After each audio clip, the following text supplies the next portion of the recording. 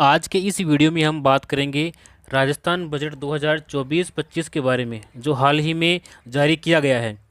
इस बजट की कुछ मुख्य विशेषताएं हैं। देखिए, युवाओं के सर्वांगीण व्यक्तित्व का विकास, उन्हें प्रोत्साहित करने तथा उनकी समस्याओं का त्वरित निस्तारण करने की दृष्टि से युवा नीति 2024 लाई जाने की घोषणा की गई है। अब तक लगभग 20,000 युवाओं को नियुक्ति प्रदान की गई है और 5 वर्ष में 4 लाख भर्तियां करने का संकल्प भी लिया गया है और इस वर्ष के लक्ष्य को भी बढ़ा करके 1 लाख से अधिक पदों पर भर्ती किया जाना प्रस्तावित है। और इस बजट में सर्वजन हिताय पर आधारित समावेशी विकास के लिए राज्य सरकार ने 10 संकल्प लिए हैं। वो 10 संकल्प इस प्रकार से हैं। पहला है, प्रदेश को $350 बिलियन इकोनॉमी बनाना। बुनियादी सुविधाओं जैसे कि पानी, बिजली, सड़क, इन आदि का विकास करना। इसके अलावा ग्रामीण व शहरी क्षेत्रों का सुनियोजित विकास करना। अगला है, समान सहित किसान परिवारों का सशक्तिकरण करना। और इसके बाद में है, बड़े उद्योगों के साथ एमएसएमई का भी विकास करना। छठा है, विरासत विकास की सोच के साथ धरोहर का संरक्षण करना।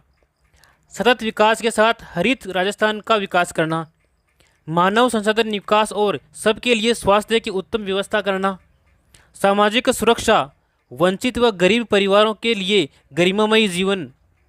और इसके साथ ही परफॉर्म, रिफॉर्म व ट्रांसफॉर्म के साथ सुशासन की स्थापना करना। आपकी जानकारी के लिए आपको बता दें कि यह जो बजट है वह वित्त मंत्री दिया कुमारी के द्वारा प्रस्तुत किया गया था, जिसमें 750 विद्यालयों के भवनों की मरम्मत के लिए 100 करोड़ और छात्रावास में छात्र छात्राओं को मेंस भत्ता 3,000 किए जाने की घोषणा की गई है। साथ ही विद्यार्थियों को आवासीय व्यवस्था उपलब्ध कराने के लिए दिया जाएगा विशेष बजट। और इसके साथ ही शिक्षा विभाग को सौगात, विद्यालयों और महाविद्यालयों में बिजनेस इनोवेशन अभियान की होगी शुरुआत।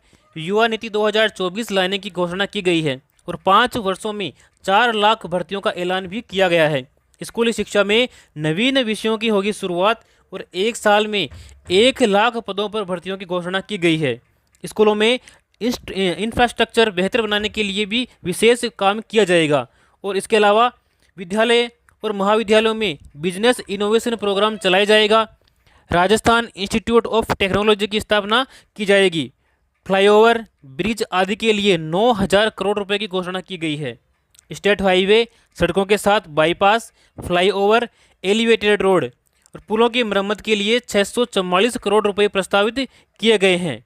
इसके साथ ही वित्त मंत्री दिया कुमारी ने बताया है कि संभाग स्तर पर चरणबद्ध रूप से आदर्श वेद विद्यालय स्थापित किए जाने प्रस्तावित हैं। अध्यापकों के भत्ते को 8,000 से बढ़ा करके 15,000 रुपये प्रति माह किया जाना भी प्रस्तावित है। खेल नीति 2024 लाई जाएगी और खेलों के बजट को दोगुना किया जाएगा। इसके अलावा नए स्कूल भवनों का भी किया जाएगा निर्माण और 50 नए प्राथमिक विद्यालय खोले जाएंगे। कुलपति की जगह अब कुलगुरु की नियुक्ति की जाएगी और 1.5 लाख युवाओं को स्किल की ट्रेनिंग दी जाएगी। छात्रावास में मेंस भत्ता 3,000 किए जाने की घोषणा की गई है। तो इस प्रकार से ये बजट था, इस प्रकार से इस बजट की घोषणाएं थी। अब उम्मीद ये है कि किस प्रकार से ये जो बजट है वो युवाओं, किसानों और बेरोजगारों की उम्मीदों पर खरा उतरता है। संकल्प पत्र का एक और वादा हुआ पूरा। नारी शक्ति के सशक्तिकरण की दिशा में हमारी सरकार का बड़ा निर्णय।